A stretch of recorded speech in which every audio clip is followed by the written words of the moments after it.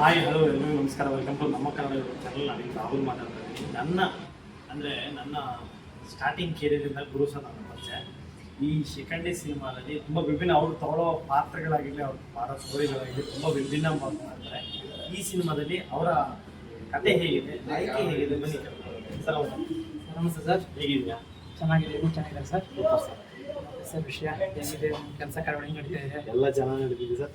ಶಿಖಂಡಿ ಈ ಟೈಪ್ ಕೊಟ್ಟಿದ್ದು ಹೇಗೆ ಅಂತ ಸರ್, ಇವಾಗ ನಿಮ್ಗೆ ಗೊತ್ತಿಲ್ಲದಾಗೆ ಏನೊಂದು ಸ್ಪಾರ್ಕ್ ಅಂತಾರಲ್ಲ, ಹಂಗ ಆ ಥರ ಇದನ್ನ ಸಮಾಜಕ್ಕೆ ಏನೋ ಕೊಡಬೇಕನ್ನೋ ದೇವರು ನನಗೆ ಒಂದು ಕೊಟ್ಟ ಶಕ್ತಿ ಶಿಖಂಡಿ ಅನ್ನೋದು ನಾನು ಯೋಚನೆ ಮಾಡಿದ್ದೆ ಆ ಕ್ಷಣಕ್ಕೆ. ಓಕೆ, ಶಿಖಂಡಿ ಅಂದ ತಕ್ಷಣ 7 ಜನ ಇದ್ದಾರೆ ಪಾತ್ರ. ಅವ್ರು 7 ಜನ ಆರ್ಟಿಸ್ಟ್ಗಳು ಮಾಡಿದ್ದಾರೆ. ಯಾಕೆ 7? 9 ನಮಗೂ 7 ಯಾಕೆ? 7 ಅನ್ನೋದಕ್ಕೆ ದೇವರಲ್ಲಿ ಸಂಖ್ಯೆಗಳಿದೆ. 9, 7, 7ಕ್ಕೆ ನನಗೆ ಪಾತ್ರಕ್ಕೆ ಸಂಬಂಧ, ಕಥೆಗೆ ಸಂಬಂಧ.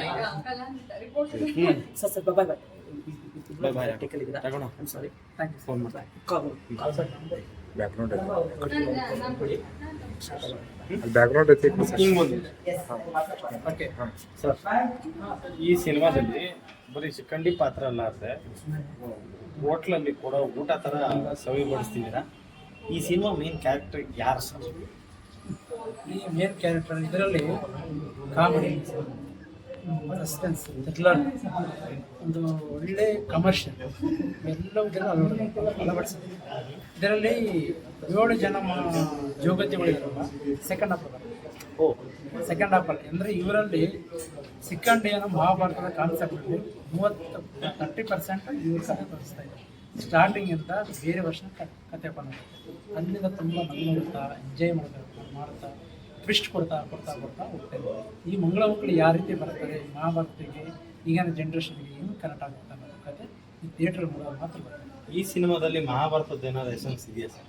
ಮಹಾಭಾರತದಲ್ಲಿರೋ ಪ್ರತಿಯೊಂದು ಪಾತ್ರಗಳು ಈ ಸಿನಿಮಾ ತೋರಿಸಿದೆ. ಆ ಪಾತ್ರಗಳು ಯಾವ ಈ ಸಿನಿಮಾ ಒಳಗೆ ಮಾತ್ರ ಅಂದ್ರೆ ಈ ಕತೆ ಮಾಡ್ಬೇಕಂದ್ರೆ ಈ ಶಿಖಂಡಿ ಅಂದ್ರೆ ಈ ಏನು ಟ್ರಾನ್ಸ್ಜೆಂಡರ್ಗಳಿದ್ದಾರೆ ಅವ್ರ ಮೇಲೆ ಮಾಡ್ಬೇಕಂತ ಯಾಕೆ ಬಂತು ನೀವು? ಇದು ಮಂಗಳಮುಖಿಯರು ಅಂತಂದ್ರೆ ಅವ್ರದ್ದೊಂದು ಭಾಗ, ಇವ್ರದೊಂದು ಭಾಗ. ನೀವು ಸಮಾಜದಲ್ಲಿ ನೋಡೋ ಮಂಗಳಮುಖಿಯರು, ಈ ನಮ್ಮ ಸಿನಿಮಾ ತೋರಿಸೋ ಮಂಗಳಮುಖಿ ಜೋಗತಿ. ಈ ಮಂಗಳಮುಖಿ ಅನ್ನೋ ಪದ ಇಲ್ಲಿ ಯಾವಾಗ ಬಂತು ಸರ್? ಮಂಗಳಮುಖಿ ಪದ ಹೆಂಗೆ ಬಂತು, ಯಾರು ಕೊಟ್ಟರು? ಶಿಖಂಡಿ ಅನ್ನೋ ಪದ ಎಷ್ಟೋ 1000 ಲಕ್ಷ ಹಿಂದೆ ಇದೆ. ಅದರ ಇತಿಹಾಸ ಇದೆ, ಪುರಾಣ ಇದೆ, ಮಹಾಭಾರತ ಇದೆ. ಅದಕ್ಕೂ ಈಗ ನಮ್ಮ ಮಂಗಳಮುಖಿಯರಿಗೂ ಪದ ಹೆಂಗೆ ಹುಟ್ಟಿತು ಈಗಿನ ಜನ್ರೇಷನ್ಗೆ ಇರುತ್ತೆ. ಮಂಗಳಮುಖಿಯರು ಇವಾಗ ನಾವು ಗೌರ್ಮೆಂಟ್ ಕಡೆಯಿಂದ ಕೊಟ್ಟಿರೋ ಹೆಸರದು ಶಿಖಂಡಿ ಅನ್ನೋದು ಎಷ್ಟೋ ಕಾಲಕ್ಕೆ, ಅದಕ್ಕೂ ಇದಕ್ಕೆ ಏನು ಡಿಫ್ರೆನ್ಸ್ ಅನ್ನೋದನ್ನು ನಾನು ಏನು ತೋರಿಸ್ತಾ ಇದ್ದೇನೆ ಅನ್ನೋ ಥಿಯೇಟ್ರ್ ಬಂದಾಗ ನಿಮ್ಗೆ ಕ್ಲಾರಿಟಿ ಸರ್. ಎಲ್ಲರೂ ಸಿನಿಮಾ ಇಂಡಸ್ಟ್ರಿಯಲ್ಲಿ ಕಂಟೆಂಟ್ ಇಲ್ಲ ಕನ್ನಡ ಸಿನಿಮಾಗಳಾಗ್ತಾ ಇದೆ. ನೀವು ಒಂದು ಕಂಟೆಂಟ್ ಇಟ್ಕೊಂಡು ಈ ಥರ ವಿಭಿನ್ನವಾಗಿ ತೋರಿಸ್ತಿದ್ರೆ ಅದಕ್ಕೆ ಎಷ್ಟು ಮೆಚ್ಚುಗೆ ಇದೆ ಸರ್ ಬೇರೆಯವರಿಗೆ? ಯಾಕಂದ್ರೆ ಸರ್, ಈ ಕಂಟೆಂಟು ತುಂಬ ಇಂಪಾರ್ಟೆಂಟ್.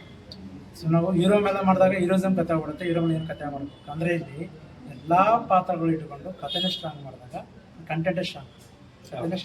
ಇದು 2 ಭಾಷೆಗಳು ಇವಾಗ ಪ್ರೆಸೆಂಟು ಕನ್ನಡ ರಿಲೀಸ್ ಮಾಡ್ತಿದ್ವಿ. ಅವನು ತೆಲುಗು ಆದಮೇಲೆ ತಮಿಳು, ಮಲಯಾಳಂ, ಹಿಂದಿ, ಈ ಪ್ಯಾನ್ ಇಂಡಿಯಾ ಥರ ಒಂದೊಂದೇ ಪ್ಲಾನ್ ಮಾಡ್ಕೊಂಡು ಫಸ್ಟ್ ಕನ್ನಡ ನಮ್ಮ ಮಾತೃಭಾಷೆ ಕನ್ನಡ ಜನಗಳು ಕೆಲಸ್ತಾರ ನಂಬಿಕೆ ಮೇಲೆ ಫಸ್ಟ್ ಕನ್ನಡ ಮಾಡೋದಂತ ನಂಬಿಕೆ.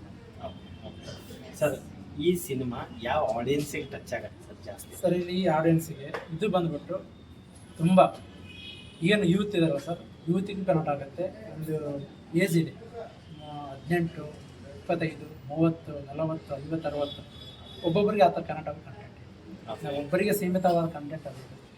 ಲೋ ಬೇಕಾ ಮೂವಿ, ಕಾಮಿಡಿ ಬೇಕಾ ಕಾಮಿಡಿ, ಸಸ್ಪೆನ್ಸ್ ಬೇಕಾ ಸಸ್ಪೆನ್ಸ್, ಥ್ರಿಲ್ಲರ್ ಬೇಕಾ ಥ್ರಿಲ್ಲರ್, ಕಮರ್ಷಿಯಲ್ ಬೇಕಾ ಕಮರ್ಷಿಯಲ್, ದೈವ ಬೇಕಾ ದೈವ. ಸರ್, ಇದೇ May 15 ನಿಮ್ಮ ಸಿನಿಮಾ ರಿಲೀಸ್ ಆಗಿದೆ. ವೀಕ್ಷಕರಿಗೆ ಏನಂತ ಹೇಳೋದು? ಫಸ್ಟ್ ಆಫ್ ಆಲ್ ಕನ್ನಡ ಜನತೆಗೆ ಒಂದು ಮಾತು ಹೇಳಬೇಕಂತ ಹೇಳಿದ್ರೆ, ಈ ಸಿನಿಮಾ ತುಂಬ ಕಷ್ಟ ಇದೆ. ಅಷ್ಟೇ ತಂತ್ರಜ್ಞಾನದ್ದು, ಅಷ್ಟೇ ನಮ್ಮ ಡೈರೆಕ್ಷನ್ ಡಿಪಾರ್ಟ್ಮೆಂಟ್ ಪರಮೇಶ್ವರ ಮಾತಾಡೋಲ್ಲ ಒಂದು ಟೀಮಿಂದ ಒಳ್ಳೆ ಕತೆ ರೆಡಿ ಮಾಡಿ ಸಿನಿಮಾ ಮಾಡಿದ್ದೀನಿ.